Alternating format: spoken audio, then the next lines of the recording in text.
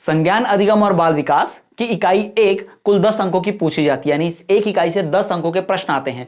3 वस्तुनिष्ठ प्रश्न उत्तर, 1 3 अंकों का प्रश्न और 2 अंकों वाले प्रश्न आते हैं। तो उन्हीं में से कुछ सबसे महत्वपूर्ण प्रश्न उत्तर जो डीएलएड की पहली की परीक्षा में पूछे गए थे और आने वाली परीक्षा के लिए महत्वपूर्ण है, वो आज हम देखने वाले हैं। हेलो स्टूडेंट्स, मेरा नाम है अभिषेक वर्मा और स्वागत है आपका हमारे चैनल स्टडी क्लास पे।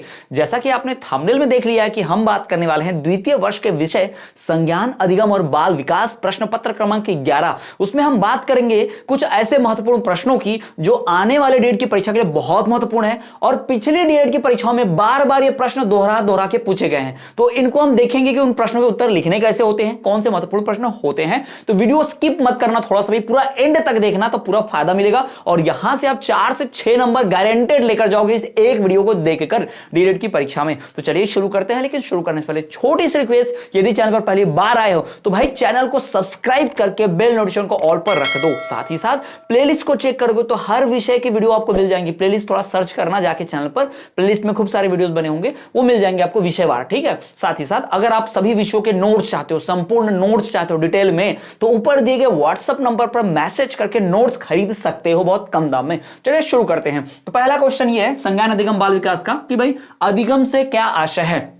अधिगम जिसे हिंदी में सीखना भी कहते हैं, याद रखिए, अब अधिगम भी हिंदी है, सीखना भी हिंदी है, दोनों पर्यायवाची शब्द जैसे हैं। तो अधिगम से क्या आशय है, सीखने से क्या आशय है, मतलब सीखना किसे कहते हैं, ठीक है। पहली बात तो भाई, अगर मैं ये किताबी वाला डेफिनेशन ना पढ़ा के अपने आप से आपको पूछूंगा कि अधिगम किसे कहते हैं, तो आप बोलोगे कि हम किसी चीज को देखते हैं, फिर उस काम को दोहराते हैं तो सीख जाते हैं, या करके ट्राई करते हैं तो सीख जाते हैं, कभी गलती होती है तो भी सीख जाते हैं, कभी अच्छा कर लिया तब भी सीख जाते हैं, है ना। तो सीखना क्या है, किसी भी काम को कहकर दोहराना, ये तो सीखना है, अधिगम है। तो चलो देखते हैं डेफिनेशन। भौतिक और सामाजिक वातावरण में अनुकूलन के लिए मनुष्य जब पैदा होता है तो भाई इस भौतिक यानी फिजिकल और सोशल इन्वायरमेंट में आता है। रहना तो इसी समाज में है। अब इस समाज में रहना है तो लोग बोलते कैसे हैं, लोग खाते कैसे हैं, लोग बैठते कैसे हैं, ये सब हम देखते हैं। तो लोगों की तरह दिखने के लिए, लोगों की तरह बनने के लिए, जैसे एग्जांपल दे दूं आपको कि हम रेस्टोरेंट में गए एक होटल में और सब लोग वहां चम्मच से, छुरी से, कांटे से, चाकू से खा रहे हैं और हम क्या कर रहे हैं भाई, हाथ मोड़ के दाल चावल एकदम ऐसा ऐसा घुमा घुमा के पूरा ऐसे ऐसे हाथ से खाने बैठ गए, तो हम समाज से अलग दिखेंगे, थोड़ा सा हमें शर्म महसूस होगी या आसपास के लोग थोड़ा हमें अजीब तरीके से देखेंगे। लेकिन हम क्या करें, उनको देख के, भले हमको चाकू से खाना नहीं आता चम्मच से, लेकिन हम उनको देखेंगे कि भाई एक हाथ से ऐसा चाकू पकड़ा है, एक हाथ से ऐसा चम्मच पकड़ा है, फिर ऐसा चाकू से काट के, चम्मच से ऐसा डुबो के मतलब टोच के, ऐसा कोंच के, और उसके बाद फिर ऐसे खा रहे हैं, तो सीख गए, है ना। तो यही क्या हुआ, अधिगम। भाई हमने चम्मच से खाना सीख लिया, बता दिया ना आपको, तो ये अधिगम कहलाता है, ठीक है। तो भौतिक और सामाजिक वातावरण में अनुकूलन के लिए, है ना, उसमें आसपास के इन्वायरमेंट में, इस वातावरण में, समाज में फिट होने के लिए, समाज में सही से फिट होने के लिए हम अपने अनुभव से व्यवहार में परिवर्तन लाना ही अधिगम कहलाता है। हम देखते हैं और ताकि हम उनकी तरफ फिट हो सकें, इसलिए हम उन्हें देखते हैं, ऑब्जर्व करते हैं और उनको कॉपी करने की कोशिश करते हैं, उनकी हरकत को अपनी हरकत बनाते हैं, यानी उनके व्यवहार को अपने व्यवहार में लाते हैं। जैसा हम पहले करते थे वैसा नहीं करते हैं तो हम सीख जाते हैं। जैसे मान लो हम क्रिकेट खेल रहे हैं, तो क्रिकेट में हम बैट से ऐसे मार रहे हैं, लेकिन कोच ने बोला कि वैसा नहीं करना है, ऐसे मारो, तो भाई हम उसको देखेंगे, कोच हमको बताएगा ऐसे मारो, तो हम कोच को देखेंगे और अपने व्यवहार में परिवर्तन लाएंगे। ऐसे मारने की बजाय बॉल को ऐसे मारेंगे तो हमारे व्यवहार में परिवर्तन आ गया। तो ये परिवर्तन करके हमने सीख लिया कि भाई ऐसे शॉट खेलते हैं, ऐसे बॉल को, तो हो गया ना अधिगम। तो इसे अधिगम कहते हैं, ठीक। भौतिक और सामाजिक वातावरण में अनुकूलन के लिए, यानी आसपास के इन्वायरमेंट में, वातावरण में ढलने के लिए हम अपने एक्सपीरियंस से, अपने अनुभव से, अपने व्यवहार में जो चेंज करते हैं, अपने व्यवहार में जो परिवर्तन करते हैं, उसे ही अधिगम या फिर सीखना कहते हैं। आई होप आपको समझ आ गया होगा, है ना। फिर भाई वुडवर्थ ने इसमें डेफिनेशन दी है, परिभाषा दी है। अब याद रखो, जब कभी ऐसे कुछ आती है तो किसी फेमस साइंटिस्ट का जरूर लिख देना चाहिए, या पूछता भी है। तो वुडवर्थ ने कहा सीखना विकास की प्रक्रिया है। जी हां, विकास का, डेवलपमेंट का पार्ट है। क्या भाई, विकास का पार्ट है। वुडवर्थ ने कहा सीखना जो होता है, अधिगम जो होता है, वो विकास की प्रक्रिया है। यानी सीखोगे नहीं तो विकास नहीं होगा। विकास हो रहा है मतलब सीख रहे हो कुछ ना कुछ, याद रखना, सीखने से ही विकास होता है। सीखना अनुभव द्वारा व्यवहार में परिवर्तन है। एक और परिभाषा है कि सीखना क्या है, अनुभव द्वारा अपने व्यवहार में परिवर्तन लाना ही सीखना कहलाता है। ये छोटी सी डेफिनेशन, शॉर्ट डेफिनेशन, ठीक है। 2 और 3 नंबर का सवाल पूछता है, तो इससे ज्यादा बड़ा तो लिखने की जरूरत है नहीं, है ना। तो आराम से आपको समझ में आ गया अधिगम क्या है। आई होप कि आपको समझ में आ गया, डेफिनेशन पता चल गई कि अधिगम किसे कहते हैं। समझ में आ गया है, अच्छा लगा है तो वीडियो को लाइक कर दो और शेयर कर दो अपने क्लास में फ्रेंड्स, भाई जो लोग डीएलएड कर रहे हैं, आपका व्हाट्सएप ग्रुप है, उन सब तक वीडियो को फटाफट पहुंचा दो। जितना ज्यादा ये शेयर होगा वीडियो वीडियो जितना ज्यादा देखा जाएगा मुझे और मोटिवेशन मिलेगी और वीडियो लाने की, मैं और वीडियो ला पाऊंगा। ठीक है, चलो देखते आगे बढ़ते हैं। दूसरा क्वेश्चन, दूसरा प्रश्न, अधिगम में रुचि उत्पन्न करने वाले उपाय बताइए। अधिगम में रुचि आए, इंटरेस्ट आए सीखने में, कैसे इंटरेस्ट लाएंगे आप, ये बताइए कुछ उपाय। यानी आप भाई टीचर बन रहे हैं, हम सब टीचर हैं, तो हम अपने स्टूडेंट्स को पढ़ाएंगे, तो हमारे स्टूडेंट को जब हम पढ़ाएंगे तो उन छात्रों को, उन स्टूडेंट्स को रुचि, इंटरेस्ट आना चाहिए। ऐसा नहीं कह रहे क्या ही पास्टर पढ़ा रहे, बोर लग रहा है, ऐसा नहीं होना चाहिए। अरे वाह, आज ये सर का क्लास है, सर क्या मस्त पढ़ाते हैं, मजा आएगा सीखने में। तो ऐसा रुचि बच्चों के अंदर कब आएगा, है ना, कैसे लाएंगे आप, तो वही तरीका पूछा है। यानी अच्छा टीचर बनने का तरीका यहां दिखाया है, सब लोग ध्यान से सुनो। क्या तरीका, पहला कि शिक्षण को रोचक बनाना, यानी आप जो पढ़ा रहे हो उसको इंटरेस्टिंग बनाओ, उसको थोड़ा रोचक बनाओ। जाके ऐसे एकदम मरे समान, बेटा ऐसा ऐसा होता है, समझ गए, हाँ सर समझ गए, खत्म। अरे इसमें क्या मरे समान सीख रहे हो भाई, इसमें कोई रुचि नहीं है। बच्चों को सिखाओ, बेटा ऐसे ऐसे करते हैं, तो बच्चों हाँ सर, तो इस तरह थोड़ा इंटरेस्ट आएगा सीखने में। यानी भाई आप टीचर बने तो आप खुद ही सोचो ना, आपने देखा होगा कई सारे टीचर्स को यूट्यूब पे आप देखते हो, खान सर, मतलब उनका एक अलग तरीका पढ़ाने का, तो वो अपने अलग तरीके से बच्चों में इंटरेस्ट जगा देते हैं। मैं भी कोशिश करता हूं कि मेरे पढ़ाने का तरीका आपके अंदर थोड़ा सा इंटरेस्ट ला दे, तो आप अच्छे से पढ़ पाएं, है ना। यूट्यूब पे कई टीचर्स पढ़ाते रहते हैं भाई, डीएड बीएड, लेकिन मैं सोचता हूं कि मैं उनसे थोड़ा अलग पढ़ाऊं, मैं स्टूडेंट्स में इंटरेस्ट ला दूं, रोचक ला दूं, तो मेरी सीखने की प्रक्रिया अच्छी हो जाएगी। या आप जो सीखते हैं, जो छात्र है, इसमें ज्यादा जुड़ेंगे, ज्यादा देखेंगे, मैं ये कोशिश करता हूं। तो क्या करो, शिक्षण को रोचक बनाओ, इंटरेस्टिंग बनाओ पढ़ाने के तरीके को। ठीक है, दूसरा, बालक को अधिगम क्रिया में सक्रिय करो, यानी बालक को सिखाने की प्रक्रिया में शामिल करो। ऐसा नहीं कि हम बोर्ड पे बस लिखते जा रहे और बच्चे अपना कुछ भी कर रहे हैं या वो शामिल ही नहीं हो रहे। नहीं, बोर्ड पे कुछ लिखो तो बच्चों को पूछो क्या लिखा है, बच्चा उसमें देखेगा इंटरेस्ट, हाँ, तो बच्चा इन्वॉल्व होना चाहिए, बच्चा शामिल होना चाहिए आपके सिखाने वाले काम में। ठीक है, नहीं तो बोर्ड पे हम लिखते जा रहे, बच्चे छापते जा रहे, होगी पढ़ाई, या खुद पढ़ते जा रहे लाइन बाय लाइन पूरा पाठ को और अपने मन से बोलते जा रहे हैं, और बच्चे चुपचाप सुन के हूं करते जा रहे हैं, यस सर करते जा रहे हैं, तो इससे सीखना नहीं होगा। बच्चों को शामिल करो, बताओ बच्चों कहां चल रहा है, इसका मतलब क्या हुआ, उसका मतलब क्या हुआ, क्या चल रहा है, हाँ इसके आगे क्या हुआ कहानी में। तो इस प्रकार की कुछ चीजें आपको बताना पड़ेगा। यानी बच्चे को अपने सिखाने वाले पाठ में शामिल कीजिए, बच्चों को भी शामिल कीजिए सिखाने में, एक तरफा पढ़ाई मत कीजिए। दूसरा, अधिगम वातावरण शांति में एवं आकर्षक बनाना, यानी जहां आप पढ़ाने वाले हो, जहां आप सिखाने वाले हो बच्चों को, वो पूरा वातावरण, वो पूरा माहौल जो है ना, थोड़ा सा भाई शांति में, यानी थोड़ा सा भाई शांति रहे। जैसे अभी आप थोड़ी शांति आप देख पा रहे होंगे, मैं जानबूझ के वीडियो रिकॉर्ड रात में करता हूं, वीडियो लेक्चर्स, ताकि गाड़ियों की आवाज ना हो, मोहल्ले में खटपट ना हो, आवाज ना हो, घर में सब सो जाए, तब रात को मैं वीडियो रिकॉर्ड करता हूं, ताकि भाई शांति बने रहे, ताकि अच्छे से रिकॉर्ड कर पाऊंगा, तो आपको अच्छे से सिखा पाऊंगा, है ना। वीडियो में अगर आवाज होते रहे, हॉर्न की आवाज है, बर्तन की आवाज है अगर वीडियो में, तो आप सीख पाओगे, अच्छा नहीं सीख पाओगे, है ना। तो शांति वाला वातावरण चाहिए।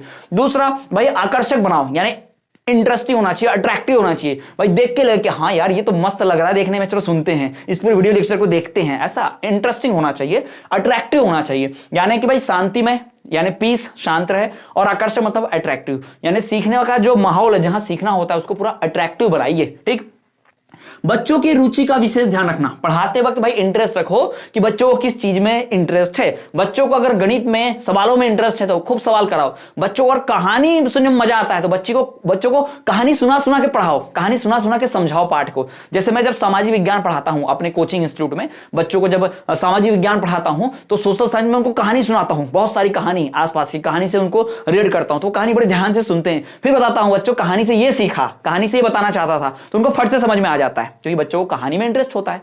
तो बच्चों की जो रुचि होती है उसी रुचि को ध्यान में रखते हुए उनको पढ़ाने का तरीका सिखाइए, उसी तरीके से पढ़ाइए। फिर नवीन शिक्षण विधि, यानी पढ़ाने के नए नए तरीके लाओ, वही घिसे पीटे तरीके से मत पढ़ाओ भाई, कुछ नया नया करो बच्चे, ताकि बच्चे को लगे यार कुछ नया सीखने मिलेगा, आज ये तो नया है, तो बच्चों को नया कुछ सीखने मिले, इसलिए नए नए तरीके से सिखाओ। ठीक, बढ़ते हैं अगले प्रश्न की ओर। तीसरा प्रश्न, सीखने को प्रभावित करने वाले कोई 3 तत्व लिखिए, यानी कोई ऐसे 3 तत्व जिससे सीखना प्रभावित होता है। ठीक है, तो हम लिख सकते थे ऐसा कि सीखने को प्रभावित करने वाले 3 तत्व निम्नलिखित दिए गए हैं, ऐसा लिख दो थ्योरी, है ना। उसमें लिखो भाई सीखने की विषय वस्तु सरल, सहज और अर्थपूर्ण रखना। देखो अब सीखने को प्रभावित, यानी अगर विषय जो आप सिखा रहे हो, अगर वो विषय बहुत ही सरल तरीके से है तो अच्छा सीखेंगे, कठिन है तो नहीं सीखेंगे। अब यहां पूछा है कि सीखने को प्रभावित करने वाले, अब ये नहीं बोला कि अच्छे से सीख पाए या अच्छे से कब नहीं सीख पाते, यहां बस इतना बोला है कि कब सीखना प्रभावित होगा। तो अगर कोर्स यानी विषय वस्तु सरल होगा, सहज होगा और अर्थपूर्ण होगा, है ना, आसान होगा, इजी होगा और उसका कुछ मीनिंगफुल होगा, कुछ अर्थ निकलता होगा, तो ये सिखाओगे बच्चों को, बच्चे जल्दी सीखेंगे। बहुत कठिन चीज सिखाओगे, बहुत ही कठिन होगी और उसका कुछ अर्थ नहीं निकलता होगा, ऐसी चीज सिखाओगे तो बच्चे ज्यादा जल्दी सीख नहीं पाएंगे, है ना। इस बात को ध्यान रखिए। तो बच्चों को जो सिखाना है वो अगर सिखाना है तो अगर ये सरल रहेगा तो भी सीख जाएगा, सरल नहीं रहेगा तो नहीं सीखेगा। यानी उसके सीखने न सीखने को प्रभावित करने वाला चीज कौन सा है? सरल होना, कठिन होना, ठीक है ना, अर्थपूर्ण होना, अर्थहीन होना। तो ये सबसे इंपॉर्टेंट। दूसरा, शारीरिक व मानसिक स्थिति को अनुकूल बनाए रखना। भाई अगर शरीर और मन अनुकूल होगा, सीखने के लायक होगा, मान लो खूब बुखार है, खूब तबीयत खराब है और क्लास में बिठा के बोल दे बच्चे को चल पढ़, ध्यान दे इधर, उसका ध्यान जाएगा? नहीं जाएगा, तबीयत खराब है। तो उसका शरीर भाई जो होना चाहिए, उसके मन में कोई विचार नहीं होना चाहिए आलतू फालतू, और उसका शरीर स्वस्थ होना चाहिए, तभी तो सीख पाएगा, ठीक है। तो शारीरिक व मानसिक स्थिति को अनुकूल बनाए रखना, अनुकूल मतलब लायक के फेवर में, है ना, सीखने के फेवर में। तीसरा, सीखने की इच्छा प्रबल बनाए रखना। बच्चे के अंदर भाई सीखने की इच्छा, ऐसे व्यक्ति को कोई नहीं सिखा सकता जिसके अंदर सीखने की इच्छा नहीं हो। जैसे आप सब स्टूडेंट्स डीएलएड की वीडियो आकर देखते हैं क्योंकि आपको पढ़ने की इच्छा है तो मैं बनाता हूं। तो अगर आप पढ़ने की इच्छा नहीं होती तो मैं कितना भी वीडियो बनाता, कोई देखता ही नहीं, फिर मैं बनाना बंद कर देता। तो कहने का मतलब ये है कि सीखने की इच्छा बच्चों के अंदर होनी चाहिए, एकदम प्रबल, यानी बहुत ही स्ट्रांग उनके मन में फीलिंग हो कि हमको सीखना, हमको पढ़ना है, वीडियो आना चाहिए बस सर की कैसी भी, हम पढ़ेंगे बढ़िया से, ठीक है ना। तो ये ध्यान में रखना है, सीखने की इच्छा प्रबल बनाए रखना। अगला क्वेश्चन लास्ट, कि व्यवहारवाद किसे कहते हैं? व्यवहारवाद, व्यवहार है ना, हमारा व्यवहार जो होता है, व्यवहारवाद किसे कहते हैं? तो भाई मानव के स्वभाव को समझने के लिए, कि मानव को अगर स्वभाव समझना है, जैसे किसी व्यक्ति का व्यवहार जानना है तो उसका शरीर देखो, यानी उसके हाव भाव देखो, वो ऐसे अकड़ के चलेगा, किसी से बात नहीं करेगा, गुस्से में रहेगा, एकदम एटीट्यूड में रहेगा, पता चल जाएगा इसका व्यवहार बहुत कठोर है, ये बहुत कठोर व्यक्ति है। पर कोई व्यक्ति पोलाइट होकर लोगों से हाथ जोड़ के मिलता है, जय श्री राम बोलता है, या फिर जो भी बोलता है, नमस्ते वगैरह, विश करता है, झुक के थोड़ी सी बात करता है, जी बिल्कुल बढ़िया, जी जी ऐसे करके बात करता है, तो हमें समझ जाता है इसका व्यवहार बड़ा भाई दयालु है, ये व्यक्ति बड़ा मिलनसार है, सबसे दोस्ती कर लेता है, बहुत ही पोलाइट व्यक्ति है, समझ में आ जाता है ना। तो मानव स्वभाव समझने के लिए, इंसान के कैरेक्टर को, नेचर को समझने के लिए उसके शरीर के कार्य, वो कैसे कार्य करता है, उसके इंद्रियों की चेष्टाएं, उसके मन की इच्छाएं, है ना, जल्दी गुस्सा या जल्दी गुस्सा न आना, लोगों को माफ कर देना, कभी माफ ना करना, इस तरह के कैरेक्टर्स को देखकर पता चलता है कि भाई इसका व्यवहार ऐसा है, उसका व्यवहार ऐसा है। यानी किसी के बारे में हम राय बनाते हैं कि ये व्यक्ति बहुत दयालु है, कैसे बना दिया आपने? उसके यहां पर माथे पे लिखा था दयालु है? नहीं, उसकी हरकतें देख के, उसके काम देख के, हाँ यार ये तो दयालु वाला काम है, बहुत दया की खाई बेचारे ने। तो याद रखिएगा कि मानव स्वभाव समझने के लिए उसके शरीर के कार्य, इंद्रियों की चेष्टाएं, यानी अंदर की इमोशंस, ठीक है, सेंस ऑर्गन्स के, इंद्रियों की चेष्टाएं को समझना, उसको जानना ही क्या है? व्यवहारवाद है, उसे ही व्यवहारवाद कहते हैं। तो स्टूडेंट्स आई होप आपको ये चारों क्वेश्चन के आंसर बहुत डिटेल में मिल गए होंगे, आप इसका स्क्रीनशॉट ले सकते हैं। अगर वीडियो पसंद आई है ना तो वीडियो को लाइक कर दो, चैनल पर पहली बार है तो सब्सक्राइब करो, क्या कर रहे हो भाई? 30 से 40% लोगों ने अभी तक चैनल सब्सक्राइब ही नहीं किया है, तो भाई प्लीज सब्सक्राइब करके देखो। आपको सब्सक्राइब करना फ्री है, कुछ नहीं जाता, पर आपके सब्सक्रिप्शन से मुझे मोटिवेशन मिलती है। और आने वाले समय में हम एमपीटीटी और सीटीटी का कोर्स पूरा डिटेल में और बहुत ही प्रोफेशनल तरीके से स्टार्ट करने जा रहे हैं डीएड की परीक्षा के बाद। तो आप डीएड के द्वितीय वर्ष के छात्र हो या प्रथम वर्ष के हो तो भाई तैयार हो जाओ, आपको एमपीटीटी का कोर्स बाकी सब चैनल से बहुत सस्ते में और बहुत बढ़िया से यहां पर मिलेगा आपके स्टडी क्लास पर ही, ठीक। तो वीडियो को पसंद आई हो तो वीडियो को लाइक करके शेयर कर देना, और आप प्लेलिस्ट में और भी विषयों के वीडियो देख सकते हो। चैनल को सब्सक्राइब करो, बेल नोटिफिकेशन को ऑल पर रखो ताकि वीडियो सबसे पहले मिले। साथ ही साथ आप हमें टेलीग्राम ग्रुप में ज्वाइन कर सकते हो, इस वीडियो के डिस्क्रिप्शन में हमारे टेलीग्राम की लिंक है, जाके वहां से टेलीग्राम ग्रुप ज्वाइन कर लो। साथ ही साथ वहां पे सोशल मीडिया की लिंक मिलेगी, जैसे कि आप हमें फेसबुक, इंस्टाग्राम और टेलीग्राम पे फॉलो करना ना भूले, हम हर जगह हैं।